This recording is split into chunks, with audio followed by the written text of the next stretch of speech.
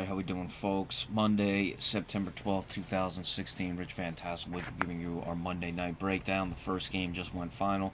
Steelers pounding the Washington Redskins 38-16. I had 16 points for the Redskins.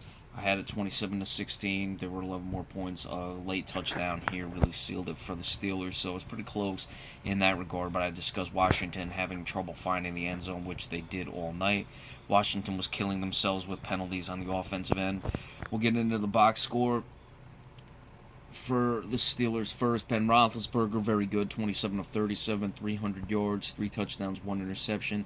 No answers for D'Angelo Williams for the Washington Redskins. 26 carries for a 33-year-old, 143 yards, 5.5 yards per carry, 2 touchdowns. Fitzgerald Toussaint, 3 carries for 6 yards, altogether 30 for 147, 4.9 yards per rush, and that included a kneel down of -2 yards.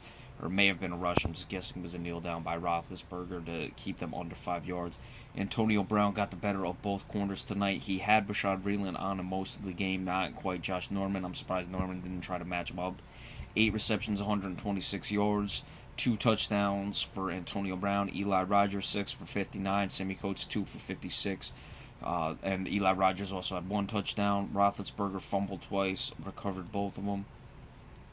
No sacks for the Steelers. James Harris and Ryan Shazier both had interceptions. Chris Boswell made his field goal. Nothing of note in the kicker punt returns. For the Washington Redskins, Kirk Cousins, 30 of 43, 329 yards, no touchdowns, 2 interceptions. They were not able to run the ball. They ran it pretty effectively. They just didn't stick with it.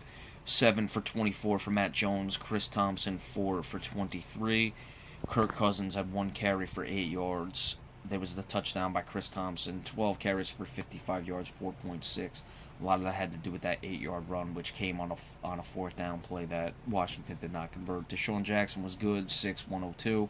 In the receiving game, Jordan Reed, 7 of 64. Jamison Crowder, 6 for 58. A lot of underneath stuff in this game. Crowder fumbled. It was recovered by Pierre Garcon. Only 1 sack came from Ryan Kerrigan. We know he's good.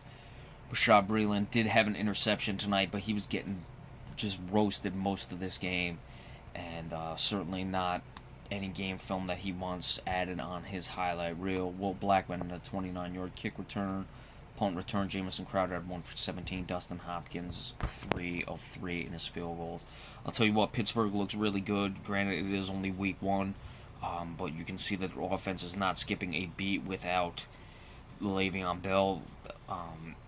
And, you know, I would expect that D'Angelo Williams can certainly carry the load for 4 games, and then certainly when Le'Veon Bell comes back, you do have Fitzgerald Toussaint as well. This can be a very potent running attack. They were still able to get a lot of yardage. We discussed in the preview that they didn't really have their full complement of receivers. Martavis Bryant out for the season, Marcus Wheaton not playing tonight. So, and I don't think that Darius Hayward-Bay even had a reception in this game. No, he did not. So Sammy Coates and Eli Rogers certainly stepped up. Jesse James, the tight end, had 5 receptions, but they were all basically underneath patterns. So I was really surprised that Pittsburgh was still able to throw the ball with such efficiency. It shows. I had Antonio Brown as my MVP. Certainly this makes a case for it. Look, he didn't even have his receivers. You have a corner who did not play well in Bashaud Breeland, but still capable corner, and you also had Josh Norman, and Antonio Brown had absolutely 0 problems tonight. So Pittsburgh looks really good. Washington, they clearly have to clean up the penalties, and the rush defense, which was not good last year, has got to start figuring things out. They just don't have the best linebacker play, and their defensive line is suspect as well.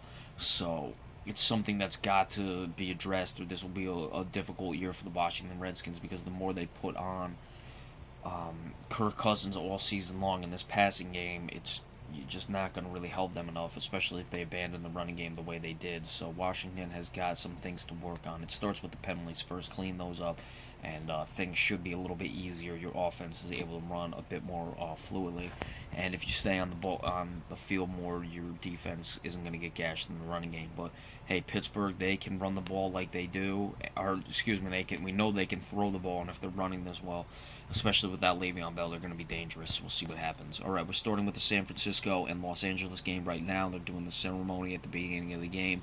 I'll probably give you the recap of that tomorrow, so be sure to stay tuned for that, and enjoy the rest of your night. Have a good one.